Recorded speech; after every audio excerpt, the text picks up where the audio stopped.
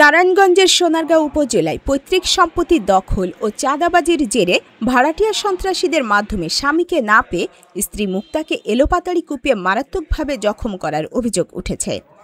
এ ঘটনায় স্বামী শাহ আলম থানায় লিখিত অভিযোগ দাখিল করেন। ভুক্তভোগীর কাছ থেকে জানা যায়, সোনারগাঁও উপজেলার সনমান্দি ইউনিয়নের দৌলরদি গ্রামের মৃত আব্দুল মান্নানের পুত্র মোহাম্মদ শাহ আলম দীর্ঘদিন ধরে নিজ মালিকানাধীন জমিতে ভবন নির্মাণের কাজ করছিলেন।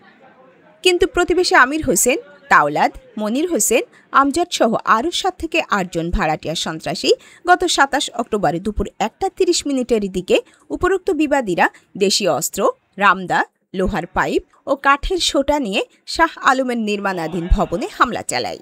তারা শাহ আলমের কাছ থেকে চাঁদা দাবি করে। চাঁদা না দিলে নির্মাণ কাজ বন্ধ করে দেয়। প্রতিবাদ করলে শাহ আলম তার বড় ভাই বিল্লাল হোসেন ও ভাতিজা আলামিনের ওপর এলোপাতাড়ি আঘাত হানে। হামলাকারীরা লোহার রড, কাঠের লাঠি ও বাঁশের সোটা দিয়ে পিটিয়ে তাদের মারাত্মক জখম করে।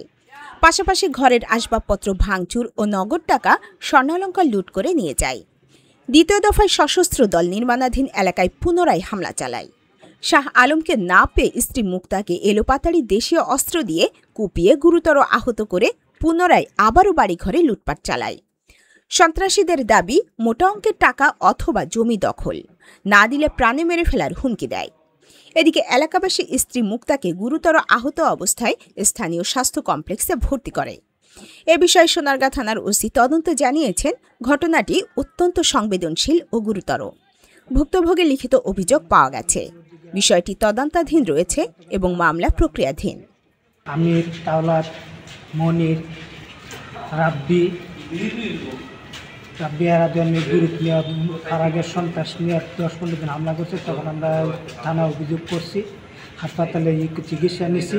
তখন আমরা বাড়িতে গেছি। বাড়িতে যাওয়ার পর যখন আজকাল সকালে আমরা বাইরেতে লইছি, বাইরের জন্য আমাদের উপর 10-15 জন আক্রমণ করছে। আক্রমণের জন্য আমার স্ত্রী, আমরা নৌকাতে উঠা পড়ছি। উঠা পড়ে যাওয়ার জন্য আমার স্ত্রী বাসাইতে আসছে। তখন যাওয়ার পর আমার স্ত্রীরা এলোপাতাড়ি মনির, রাব্বি হারা 10-15 জন আর মহিলা আছে, কতগুলো এক বাড়ি সবাই মিলে আমাদের পাতারি কোপাইছে। এইভাবে আক্রমণ করছে আমার স্ত্রীর উপর। এখন আমার স্ত্রী উপজেলা স্বাস্থ্যকেন্দ্রে চিকিৎসা দিনে আসছে। চিকিৎসা এই দিয়ে আমি পুলিশ এবং প্রশাসন আইনের কাছে আমি সঠিক বিচার, ন্যায় বিচার চাই, এই আমার দাবি। ফাহাদুল ইসলামের তথ্য ও চিত্রা আয়েশা আক্তার, চ্যানেল 21, নারায়ণগঞ্জ।